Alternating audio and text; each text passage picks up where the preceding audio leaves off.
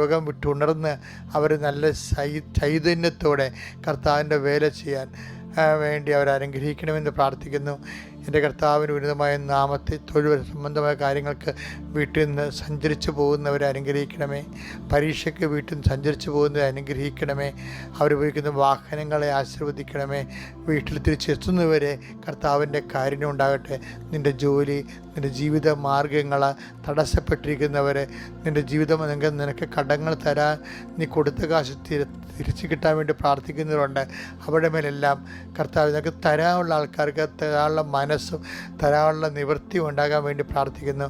എൻ്റെ കർത്താവിൻ്റെ ഉന്നതമായ നാമത്തിൽ സഭയുടെ അധികാരത്തിൽ കുരിശടയാളത്തിൽ പ്രാർത്ഥനയ്ക്ക് സാക്ഷ്യം ഉണ്ടാകാൻ വേണ്ടി പ്രാർത്ഥിക്കുന്നു. നമ്മൾ വീണ്ടും വായിക്കുന്നത് നിയമാവർത്തനം തന്നെയാണ്. നിയമാവർത്തനം 8-ാം അധ്യായം 3 മുതലുള്ള തിരുവചനങ്ങൾ. നോൻപാട് സബ്ജക്റ്റുകളാ, നോൻപാടെന്ന് ഓർക്കാൻ വേണ്ടിയാ. അവിടുന്ന് നിങ്ങളെ എളിമപ്പെടുത്തുകയും വിശപ്പറിയാൻ വിടുകയും നിങ്ങൾക്കും നിങ്ങളുടെ പിതാക്കന്മാർക്കും അപരിചിതമായിരുന്ന മന്ന കൊണ്ട് നിങ്ങളെ സംതൃപ്തരാക്കുകയും ചെയ്തത് അപ്പം കൊണ്ട് മാത്രമല്ല കർത്താവിന്റെ നാവിൽ നിന്ന്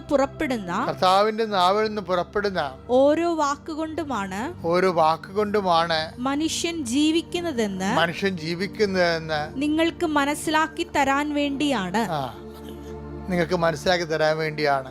ബൈബിളിന്റെ ഒരു വാട്ടർമാർക്ക് എന്ന് പറയുന്നത് എന്ന് വെച്ച് കഴിഞ്ഞാൽ ബൈബിള് മുന്നോട്ട് വെക്കുന്ന ഒരു സമീപന രീതിയുണ്ട്. എന്താണെന്നറിയാമോ? Not by merit. രക്ഷാകര പ്രിൻസിപ്പിൾ വർക്കൗട്ട് ചെയ്യേണ്ടത് ഈ ഒരു ഫോർമുലയിലാണ്. എന്താണ്? Not by merit but by grace. ഇപ്പോൾ എല്ലാ ഉടമ്പടി എടുത്ത് എല്ലാവരും കാണാപ്പാടം പഠിച്ചിരിക്കുന്നത് എന്താണ്? എഫേസ്യൻസ് 2:8 എന്താണ്? ഞങ്ങളുടെ കഴിവ് കൊണ്ടല്ല, അങ്ങയുടെ കരുണ കൊണ്ട്. അത് തന്നെ, അത് ബൈബിൾ സംസ്കാരത്തിൻ്റെയും സമ്പ്രദായത്തിൻ്റെയും ഒരു സമ്യക് രൂപമാണ്. എന്താ കാര്യം? അതാണ് അപ്പം കൊണ്ട് മാത്രമല്ല, അതാണ് നോട്ട് ബൈ മെറിറ്റ്.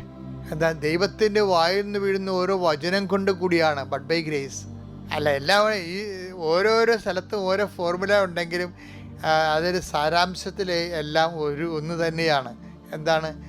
അത് തന്നെയാണ് ഈശോ പറയണത്, എന്നെ കൂടാതെ നിങ്ങൾക്ക് ഒന്നും ചെയ്യാൻ സാധ്യമല്ല. Take the word of God. Yohannan 15:5 എന്നെ കൂടാതെ നിങ്ങൾക്ക് ഒന്നും ചെയ്യാൻ കഴിയുകയില്ല. എന്ന് വെച്ചാൽ എന്തിനാണ് എന്നെ കൂടാതെ പറയണത്? നമുക്കെന്തെല്ലാം